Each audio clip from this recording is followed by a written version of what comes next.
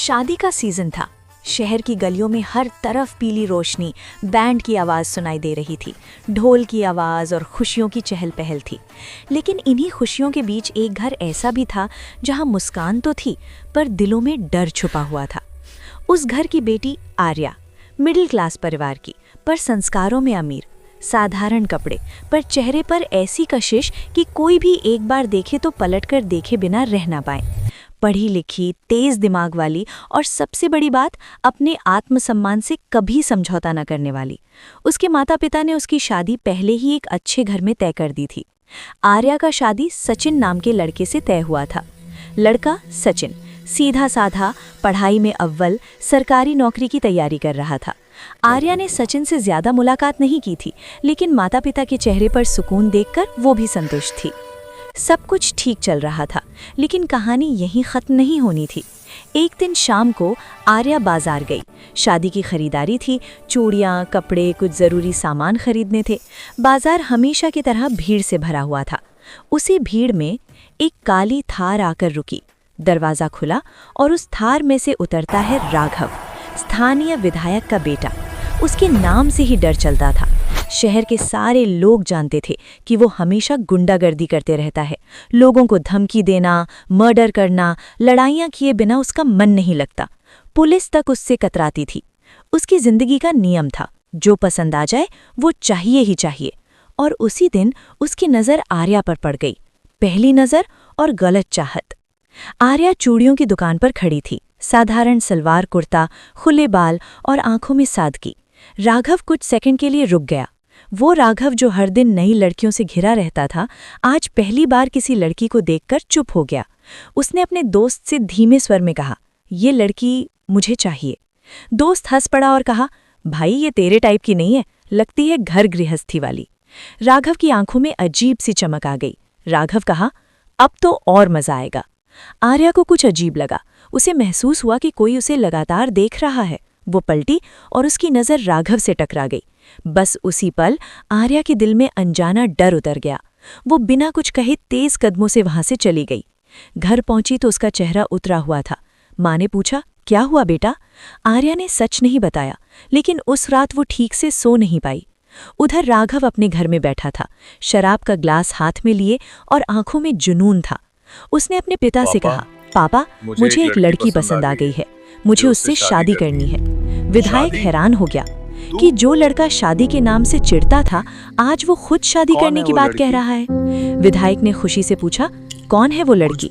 राघव ने ठंडे लहजे में कहा, "मुझे कुछ पता नहीं है, मैं कुछ नहीं जानता, मुझे बस वो चाहिए।" विधायक ने अपने आदमियों को पता करने के लिए भेजा। विधायक के आदमियों ने 2 दिन में ही पता कर लिया। आर्या के पिता के नाम और उसके परिवार के बारे में सब कुछ पता कर लिया। विधायक से उसके आदमियों ने बताया कि वो लोग शरीफ हैं और लड़की की शादी कहीं और तय हो चुकी है। राघव हंसा, "तो क्या हुआ, हम कौन सा किसी से पूछते हैं।" 2 दिन बाद आर्या के घर कुछ अजनबी लोग आए। इन्हें विधायक ने भेजा था। आर्या के मम्मी पापा से मीठी मीठी बातें कर रहे थे, बड़ी बड़ी बातें कर रहे थे। फिर कुछ देर बाद बताया कि हम लोग विधायक के लड़के का रिश्ता आपके लड़की के लिए लेकर आए हैं।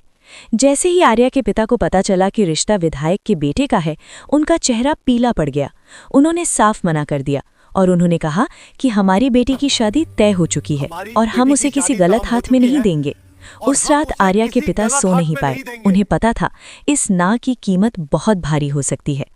उसी रात कहीं और सचिन अपनी किताबों में डूबा हुआ था। अचानक फोन आया, "तुम्हारा सिलेक्शन हो गया है, ट्रेनिंग के बाद इंस्पेक्टर बनोगे।" अमन की आंखें भर आईं। उसने सबसे पहले आर्या को फ़ोन किया और बताया कि हम इंस्पेक्टर बन गए हैं, बहुत जल्दी मेरा ट्रेनिंग शुरू होने वाली है। आर्या ये बात सुनकर बहुत खुश हुई, लेकिन उसे नहीं पता था कि उसकी ज़िंदगी अब 2 ताकतों के बीच फंसने वाली है। अगली सुबह आर्या कॉलेज जा रही थी। रास्ते में वही काली थार आई। दरवाज़ा खुला, राघव नीचे उतरा, चेहरे पर मुस्कान लेकिन आंखों में जहर। धीमे स्वर में बोला, "शादी मुझसे ही होगी आर्या, चाहे तुम मानो या ना मानो, या तुम्हारे माँ बाप मानो या ना मानो।" आर्या की सांसें रुक गईं और यहीं से शादी के इस सीजन में एक ऐसी जंग शुरू हुई जिसमें प्यार, सत्ता और जिंदगी तीनों दांव पर लगने वाले थे। राघव की धमकी के बाद आर्या उसी जगह कुछ सेकंड तक खड़ी रह गई। उसका दिल इतनी तेज धड़क रहा था कि उसे अपने कानों में राघव की आवाज़ सुनाई दे रही थी। थार वहां से चली गई। आर्या कॉलेज नहीं गई। वो इतनी डर गई कि सीधे घर लौट आई। माँ ने उसका चेहरा देखा तो समझ गई बात छोटी नहीं है। शाम को जब पिता घर लौटे, आर्या ने पहली बार सब कुछ बता दिया। बाजार में एक लड़का मुझे घूर रहा था, काली थार थी, और आज जब मैं कॉलेज जा रही थी तो उसने मुझे रास्ते में रोक लिया और कह रहा था कि कुछ भी हो जाए मैं तुमसे ही शादी करूंगा, और मुझे धमकी दे रहा था। आर्या के घर में सन्नाटा छा गया। पिता काफी डर गए। माँ की आंखों में आंसू आ गए। माँ ने कांपती हुई आवाज में कहा कि हमने तो पहले ही मना कर दिया था, फिर ये सब क्यों? लेकिन आर्या के पिता जानते थे राघव बहुत ही खतरनाक लड़का है। ये किसी का बात नहीं मानता है। इसके मन में जो आता है वही करता है, और जो इसे पसंद आ जाता है उसे किसी भी हाल में पाकर ही रहता है, चाहे उसके लिए कुछ भी करना पड़े। अगले दिन आर्या के पिता की दुकान पर अचानक नगर निगम का नोटिस आ गया। नोटिस में लिखा था कि आपकी दुकान का कागज पूरे नहीं है, जबकि आर्या के पिता के पास कागज पूरे थे। पड़ोसी बोले, अरे कल तक तो सब ठीक था। उसी शाम बिजली विभाग के लोग आ गए। आर्या के घर की लाइन काट दी गई। पिता समझ चुके थे ये इत्तेफाक नहीं है, ये सब विधायक करा रहा है। उधर विधायक अपने बेटे को खुश रखने के लिए कुछ भी करने को तैयार था, लेकिन सोच रहा था लड़की के माँ बाप नहीं मान रहे, ज्यादा जोर डाला तो बदनामी होगी। लोग कहेंगे कि ये विधायक है और इनको एक मिडिल क्लास वाला भी अपनी लड़की नहीं देना चाहता। राघव हंसने लगा और कहा, पापा, आपने जिंदगी भर लोगों को झुकाया है, एक मिडिल क्लास परिवार क्या चीज है? विधायक कुछ पल चुप रहा, फिर बोला, शादी करनी है तो रास्ता साफ करना होगा। राघव को लगा कि अब हमारी शादी होने से कोई नहीं रोक सकता। उसे एक जीत की नई किरण दिखाई दी। इधर आर्या धीरे धीरे टूट रही थी और धीरे धीरे हालात बिगड़ते गए। पिता की दुकान पर ग्राहक कम होने लगे, लोग दुकान पर जाने से डरने लगे। माँ रात रात भर रोती रही। आर्या खुद को दोष देने लगी। एक रात आर्या ने कहा, पापा, अगर मेरी वजह से आप सबको परेशानी हो रही है तो मैं जिंदा। तब तक पिता ने बीच में रोक दिया और बोला, नहीं बेटा, आप जिंदा रहोगे, लेकिन तुझे गलत हाथ में नहीं देंगे। आर्या रो पड़ी। पहली बार उसे अपने माँ बाप की बेबसी साफ दिखी। आर्या रोज की तरह लाइब्रेरी से लौट रही थी। हाथ में किताबें थी, मन में वही अनकहा डर। अचानक सामने से किसी की आवाज आई, एक्सक्यूज मी। आर्या चौंकी, नजर उठाई तो सामने एक लड़का खड़ा था। सफेद शर्ट, कंधे पर साधारण सा बैग, आंखों में आत्मविश्वास। ये सचिन था। उसी समय सचिन ट्रेनिंग के लिए शहर आया हुआ था। आर्या ने सचिन को पहली बार इतने पास से देखी। आर्या सचिन को देखकर बहुत खुश हुई। आर्या ने सचिन को सब कुछ बता दिया। सचिन ने शांत आवाज में कहा, आप चिंता मत कीजिए, मैं अभी कुछ नहीं हूं, लेकिन गलत के सामने झुकना मैंने भी नहीं सीखा। आर्या ने सचिन की तरफ देखा। पहली बार उसे लगा वो अकेली नहीं है। अगली सुबह आर्या कॉलेज जा रही थी। कॉलेज गेट पर वही काली थार आई। इस बार राघव अकेला नहीं था। वो गाड़ी से उतरा, सीधे आर्या के सामने आकर खड़ा हो गया। सब छात्र देख रहे थे, कोई कुछ बोल नहीं रहा था। राघव ने साफ शब्दों में कहा, तुम्हारे घर वालों को बहुत मौके दिए, अब फैसला तुम्हें करना है। आर्या ने कांपती हुई आवाज में कहा, मैं तुमसे शादी नहीं करूंगी। राघव गुस्से आ गया। गुस्से में कहा, तो फिर याद रखना, शादी नहीं, अब तबाही शुरू होगी। शाम होते होते खबर आ गई कि पिता की दुकान सील कर दी गई। माँ बेहोश हो गई। आर्या चिल्ला पड़ी। उसने पहली बार महसूस किया ये लड़ाई अब शब्दों की नहीं रही। उसी रात एक अजनबी कॉल आया। पिता ने फोन उठाई। फोन उठाते ही आवाज आई, कल आखिरी दिन है, या तो रिश्ता मान लो या फिर अगली चोट बेटी पर होगी। फोन कट गया। घर में सभी लोग डरे हुए थे। माँ रो रही थी, पिता खामोश बैठे थे। आर्या दीवार से लगकर बैठ गई। अगली सुबह हुई और तभी बाहर से किसी ने जोर से दरवाजा खटखटाया। पिता ने कांपते हाथों से दरवाजा खोला तो देखा कि सामने पुलिस खड़ी है। एक पुलिस इंस्पेक्टर, 2 सिपाही और उनके साथ है राघव, मुस्कुराता हुआ। उसके चेहरे पर वही घमंडी मुस्कान। जब आर्या देखी, आर्या की आंखों के सामने अंधेरा छा गया। वो किसी डरावने सपने से कम नहीं था। इंस्पेक्टर ने सख्त आवाज में कहा, शिकायत आई है कि इस घर में सरकारी काम में रुकावट डाली जा रही है। पिता कुछ बोल पाते उससे पहले राघव ने बात काट दी।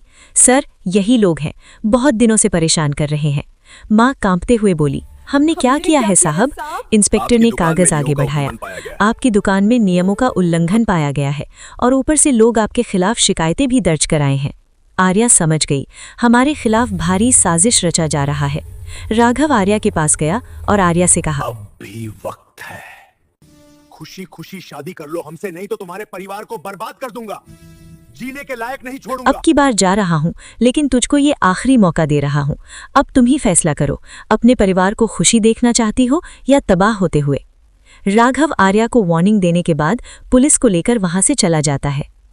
लेकिन जाते जाते इंस्पेक्टर ने कहा, मामला अभी खत्म नहीं हुआ है, बहुत जल्द तुम सबको झूठा केस में फंसाऊंगा।